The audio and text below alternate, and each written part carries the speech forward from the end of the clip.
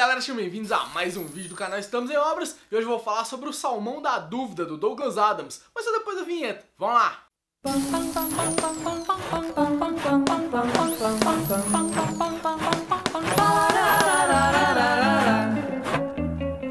Pra quem não conhece, e eu acho heresia não conhecer, Douglas Adams é o autor do Guia do Mochileiro das Galáxias, e só por isso ele já merecia ter o seu nome gravado na história da literatura. Só que o Douglas Adams gostava mesmo de escrever, ele escrevia de tudo, desde roteiro pra TV até discurso de apresentação, de jogos de videogame a programas de rádio, tudo que ele escrevia tinha o dedo do Douglas Adams e o humor que era característico dele. Na vida pessoal, o Douglas Adams era muito afeiçoado à tecnologia, principalmente à Apple, e também era um grande defensor de animais, com destaque específico para os rinocerontes. E numa brincadeira infeliz da vida, em 2011 ele veio a falecer com apenas 49 anos por causa de um ataque do coração. O Salmão da Dúvida é um livro póstumo do Douglas Adams, lançado em 2002, e que reúne escritos, discursos e até entrevistas que ele deu durante a vida. O título Salmão da Dúvida é porque aqui nesse volume tem os 10 primeiros capítulos do que seria a continuação da série de detetives dele, o Dirk Gently. Só que esses 10 primeiros capítulos foram mais ou menos ajeitados pelo editor do Douglas Adams, porque o Adams não estava satisfeito com ele. Ele ficou trabalhando por vários e vários anos nesses primeiros capítulos e nunca saiu nada diferente, tanto que ele achava que nem ia ser o terceiro volume do Dirk Gently, ia ser mais o 6º volume do Guia do Mochileiro das Galáxias. Mas enfim, acabou que não deu tempo em vida dele concluir, e aqui estão os rascunhos dele, o que ele pensou pra história. Só que não é só isso que tem aqui no livro, tem várias entrevistas, tem vários textos que ele escreveu pra revistas, coisas que ele escreveu pra amigos, então tem muita coisa aqui que mostra um pouquinho da personalidade, né, de quem era o Douglas Adams. E porra, o Douglas Adams parecia ser um cara muito bacana, velho. Cada vez que eu leio mais coisas sobre ele, me dá vontade de voltar no tempo, abraçar o cara de quase 2 metros de altura, e isso ia ficar meio ridículo, porque eu tenho 1,68, Douglas Adams tinha 1,96, 1,98, uma coisa assim, ia ficar estranho eu abraçando o umbigo dele, mas mesmo assim eu queria dar um abraço nele e agradecer por tudo que ele fez. E os escritos dele só me mostram o quão bacana seria conversar com ele algum dia. E a escolha dos textos que compõem esse livro aqui não foi nada objetiva. 4 meses depois da morte de Douglas Adams, o editor dele na Harmony Books recebeu uma ligação do agente dele de longa data, o Ed Victor, que falou que estava com o HD do Douglas Adams em mãos. Nesse HD tinha centenas de arquivos guardados, porque o Douglas Adams era o louco da tecnologia e ele deixava tudo armazenado. Então ele perguntou se esse editor queria dar uma olhada nos arquivos para ver se tinha alguma coisa que podia ser aproveitada dali em memória do Douglas Adams. Eram no total 2.597 artigos, que continham de tudo, desde os manuscritos do Guia do Mochileiro das Galáxias até discursos que ele fez ou textinhos que ele teve que fazer para alguma coisa. O editor escolheu aqueles textos que melhor apeteciam ele e pediu ajuda também para assistente pessoal do Douglas Adams, para o agente dele, né, o Ed Victor, e para a esposa do Douglas Adams, para eles escolherem os textos que eles mais gostavam. E essa seleção de textos é que compõe aqui o Salmão da Dúvida. Ele é dividido em 3 partes, assim como uma das obras do Douglas Adams e assim como o site dele. Ele é dividido em A Vida, o Universo e tudo mais. Em A Vida, a gente tem um pouquinho mais das histórias pessoais do Douglas Adams. O Universo fala um pouco mais de tecnologia e tudo mais são os projetos que ele deixou inacabados no meio do caminho, incluindo aí o filme do Guia do Mochileiro das Galáxias, esse livro do Dirk Gently e também um conto envolvendo os Zaphod Beeblebrox. Então tem vários textos aqui que são de muito interesse para os amantes do Douglas Adams e vale a pena ler cada um com carinho. Pra vocês terem uma ideia de quem está envolvido com esse livro aqui, a introdução é feita por ninguém menos do que o comediante britânico Stephen Fry. E o epílogo fica por conta do Richard Dawkins, que talvez vocês conheçam melhor pela defesa que ele faz do ateísmo, mas ele também é um biólogo muito famoso na área de evolução e foi aí que o Adams teve contato com ele. Richard Dawkins e Stephen Fry, esse é o nível da galerinha com que o Douglas Adams andava e trocava e-mails constantemente. E são esses dois caras que abrem e fecham o livro em depoimentos um pouco mais emocionantes assim. O do Richard Dawkins no final, então, é a coisa mais emocionante de todas, porque ele conta como que ele recebeu a notícia da morte do Adams. Foi uma coisa muito inesperada. Pensa que o cara tinha só 49 anos e morreu de um ataque do coração fulminante, então foi uma coisa muito inesperada para todo mundo, inclusive para os amigos dele. E o Richard Dawkins faz aqui um relato muito interessante de como foi descobrir. E todos os textos desse livro aqui estão carregados do humor do Douglas Adams, tirando sarro de tudo e de todos, principalmente dele mesmo e das coisas que cercam ele. Pra vocês terem uma ideia, até quando ele toca em assuntos sérios, que é a Associação de Preservação dos Rinocerontes, uma viagem que eles fizeram pra África pra poder arrecadar fundos, ele consegue botar o humor ali no meio. Não tem como não rir com ele descrevendo as pessoas usando uma fantasia de rinoceronte tentando chegar até o pé do Kilimanjaro. Então é uma coisa muito própria do Douglas Adams, assim, aquele estilo que a gente já tinha visto no guia, ele volta a fazer em todos os textos dele, é piada em cima de piada o tempo inteiro, e a piada é o tom principal da história, ela que guia tudo e ela que dá todo o humor. E as piadas dele tem aquele humor mais britânico, né, e dá um tom muito mais diferente pra qualquer história que ele quer contar. E pra vocês terem uma ideia da variedade de temas que são tratados aqui, o livro já abre com ele contando que, apesar de ser apaixonado pelos Beatles, ele nunca foi a um show, mesmo tendo vivido da mesma época que eles. E ele continua com a vez que ele teve que usar calça curta no colégio em vez de calça comprida, ele fala dos problemas do nome da letra Y em inglês, fala do formato do próprio nariz, que ele tinha um nariz muito grande, e também fala da sua relação com os cachorros. Isso só nos primeiros contos aqui da história. Inclusive, ele faz o melhor publi editorial que eu já li na minha vida. Primeiro começa com ele falando que queria muito viajar e que ele queria voltar para a costa da Austrália para poder nadar junto com as arraias. Só que ele não queria gastar dinheiro nenhum com essa viagem. Então o que ele fez? Vou pensar num produto, vou vender essa pauta para uma revista e eles vão me pagar para eu poder viajar para o lugar que eu quero. E foi exatamente isso que ele fez. Com o pretexto de testar um veículo subaquático a jato para mergulho, ele vai para a Austrália e de verdade faz o melhor publi editorial que eu já vi. Qualquer blogueiro que já fez um publi editorial na vida aí ia ficar babando por causa desse publi editorial dele. É do caralho a forma como ele narra as coisas, como que ele descobre que, pô, calma aí, não tem como nadar com as arraias porque elas são parte da natureza, né? Você vai avacalhar a natureza. E como que ele fica frustradíssimo por causa disso, depois como que ele resolve a situação. A descrição dele é muito boa e o humor tá muito presente no melhor publi editorial de todos. O único ponto negativo aqui dessa edição, além da capa que é horrorosa, eu odeio essas capas aqui da Arqueiro, além disso, tem um pequeno problema na tradução também. E aí não é tão culpa do tradutor, mas sim culpa da dificuldade de traduzir algumas coisas do inglês pro português. O Douglas Adams gostava de brincar muito com palavras, e na hora que ele faz isso, a tradução entrava, assim. Dá pra perceber claramente quando o Douglas Adams fez uma piadinha de linguagem, e quando você saca um pouquinho de inglês, já dá pra saber exatamente qual foi a piadinha que foi feita. Tem uma história aqui chamada Somente para Crianças, que essa acho que foi a que pecou mais na tradução, assim. Que o Douglas Adams faz brincadeira textual o tempo inteiro. Ele pega uma palavra em inglês e brinca com outra palavra em inglês, que elas são parecidas durante a fala